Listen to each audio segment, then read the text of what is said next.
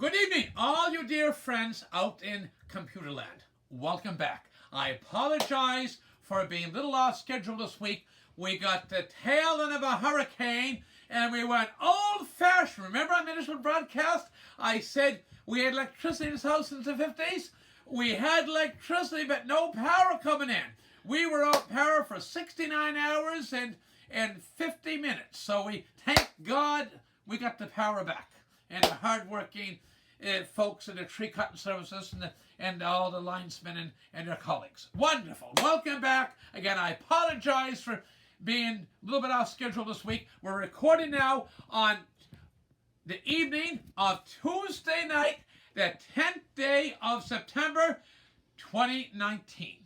And I just before I went in there tonight, produced our newest video, I heard that Robert Frank died. Robert Frank was a very famous photographer. I had the privilege one time of, he took my picture.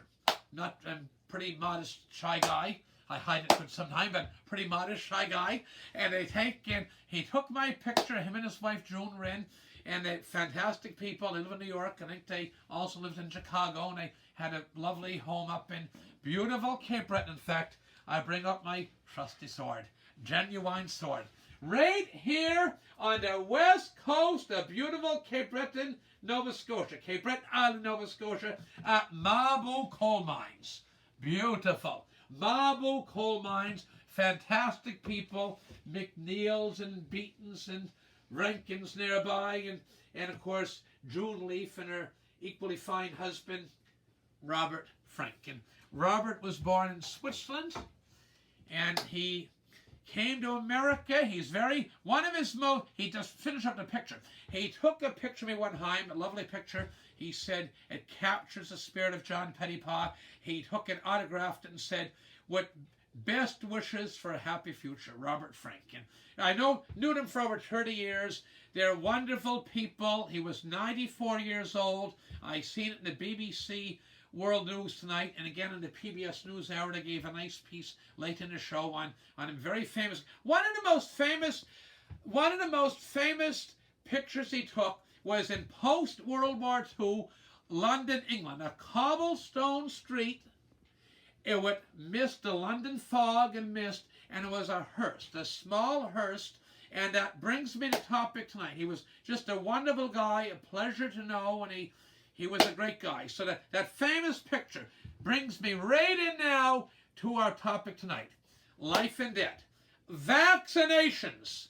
Smallpox. That was the scourge of civilization way back to Egyptian times, pre-BC, Roman times. Civilizations came after Roman times. That was a real problem. Even you look in the United States in the early 1800s, the presidential family and many of the senators would get the heck out of Washington in the summer and hot season to avoid smallpox. And so a great guy by the name of Edward Jenner, he invented a vaccine. And people say vaccines are controversial. Well, my name is John Pettipas. Dr. Pettipas tonight for you to meet me for the first time, figuratively speaking.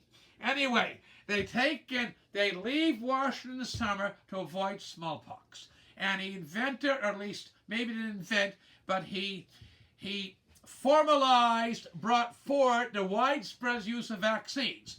We have vaccines. It's back to school. The schools just opened here last week. So we got, it's irresponsible in my view for people not to get vaccines. Vaccines are extremely, extremely important. And so the booster shot comes with mumps, measles, you name it. The vaccines, the late great Bill Gillis said, you can't win second base by standing first. You got to take a chance. You got to take a chance in life. You got to go forward. The Sunglass King famously told me, he said, "John, I tell my kids after they're going to school in the morning," Sunglass King, Newfoundland, he said, "if they can make penicillin from moldy bread, the teachers in school and the fine maintenance men and everybody else, they can make something out of you." One more thing I want to mention on vaccines is, I read this the night before bed. The gentleman that invented the vaccine on polio. I have a cousin, bless his heart, went to heaven a couple of years ago, and he suffered from polio. He was a really good guy, buddy down the road, top-notch gentleman, always did his best in life, and his life was physically encumbered, never hurt his spirit or willingness to do something, by polio. And I went to school 47 years ago, young girl, she had polio. And now we don't have polio in most of the world because of vaccines. So please, this is John Pettipas asking you to get vaccinated. And one more item. I got to mention this Sunday night, Ken Burns. He's not a good documentary maker.